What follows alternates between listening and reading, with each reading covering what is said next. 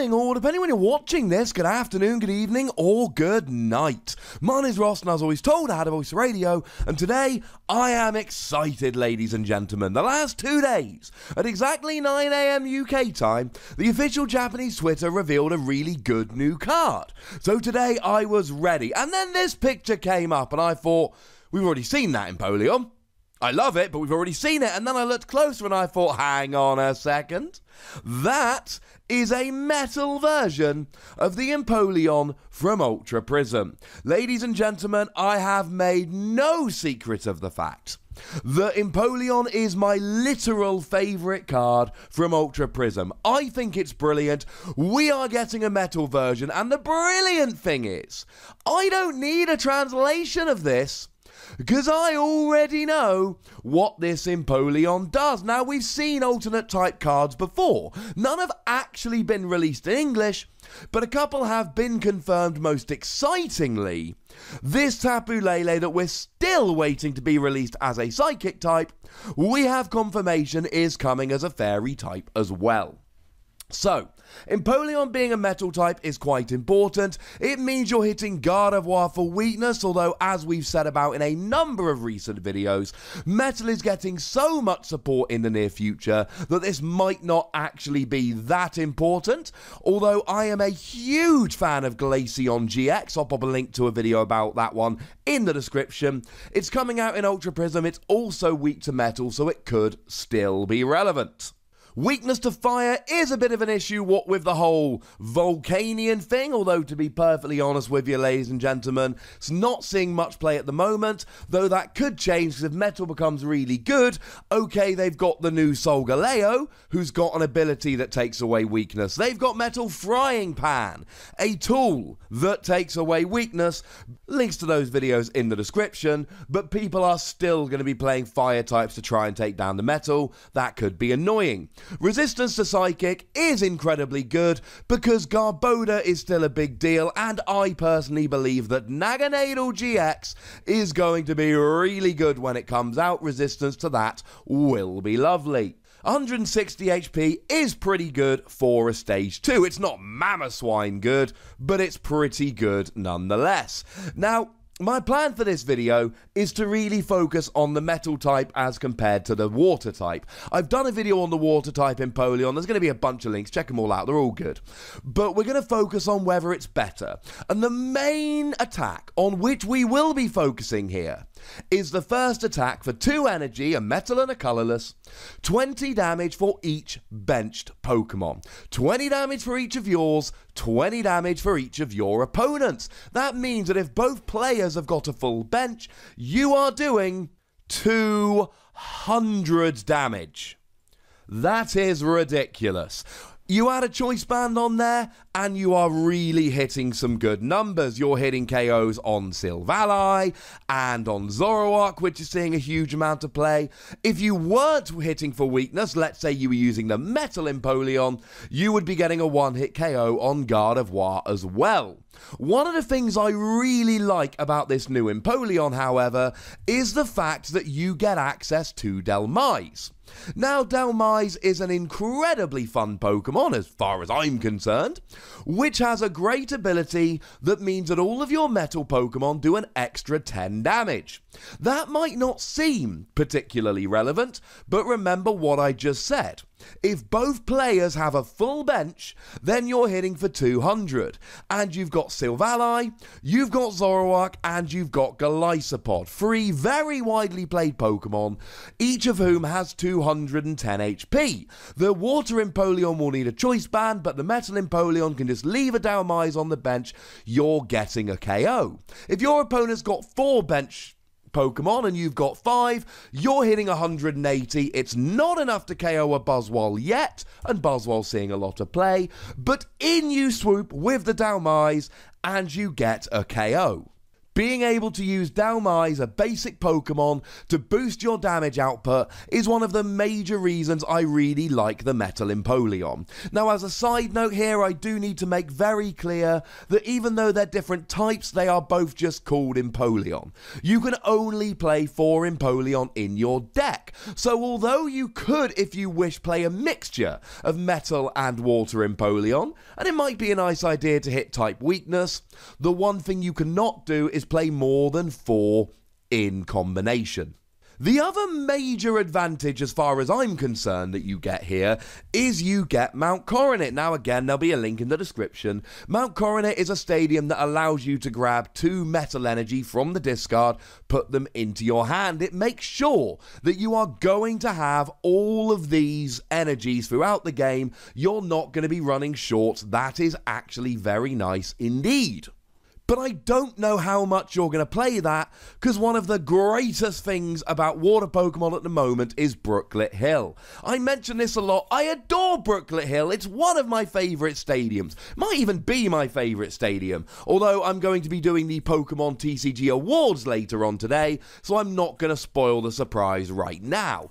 It allows you to search for a basic water or fighting Pokemon, pop it on your bench. We know that there are 2 Piplups coming in Sun and Moon 5, and we know that they're both water type. Brooklet Hill, I think, is the stadium of choice here.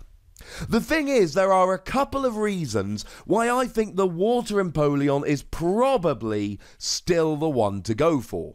And the thing that really jumps out to me straight away is the energy. This attack from these Empoleon is amazing.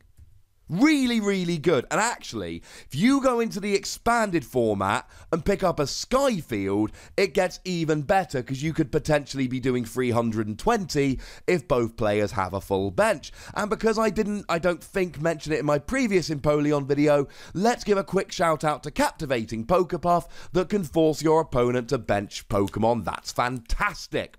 Great thing about Empoleon, of course, if both players have got a full bench, or even if your opponent's got 4 on their bench, you've got a choice band, you're hitting 210, you're one-hit KOing a Zoroark for 2 prizes, they are not one-hit KOing you. Yeah, that's pretty good.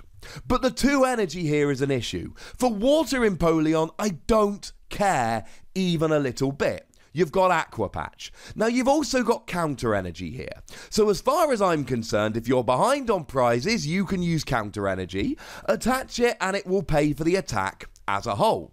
If you're not behind on prizes, you use Aqua Patch to attach a Water Energy from your discard to your Empoleon, or a pre-evolution thereof, then you attach for the turn and you're off.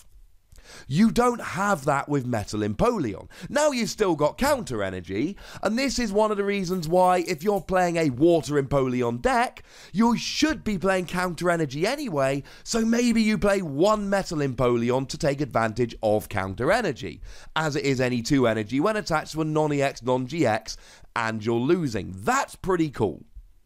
But the thing is, you don't have Aqua Patch for the Metal Empoleon. Now you have Registeel. Registeel is awesome, he's my boy. Regular viewers will know I adore Registeel. Here's the problem. Registeel attaches an extra energy to the bench when you attack, and that means you're using an attack to accelerate energy. Water Empoleon can just use Aqua Patch. The other thing Water Empoleon has is Wake. Wake is phenomenal. I reviewed it yesterday. I gave it 5 Wassies. There is absolutely no regret from me, ladies and gentlemen. I think it's a fantabulous card. Discard 2 Water Energy from your hand. Search your deck for any 2 cards. Water Empoleon will be playing Water Energy. That's fantastic. Metal Empoleon probably won't. And it really is Aqua Patch and Wake that makes me love this Water Empoleon more than the Metal. Let me be exceedingly clear about this. I still love Metal Empoleon. You've got a resistance to Psychic, which is fantastic. You're hitting a different weakness, and you have a different weakness. If Lightning decks suddenly become incredibly popular, switch to Metal Empoleon. If Psychic decks are really good, you can switch to Metal Empoleon here.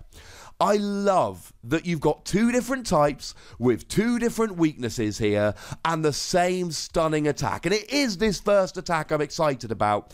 and it is stunning. I think Aqua Patch and Wake really push the Water Empoleon above the Metal Empoleon, but I think Counter Energy allows you to play either, and I think this attack is so good that you can still justify playing the Metal Empoleon, and of course, you get access to Delmise.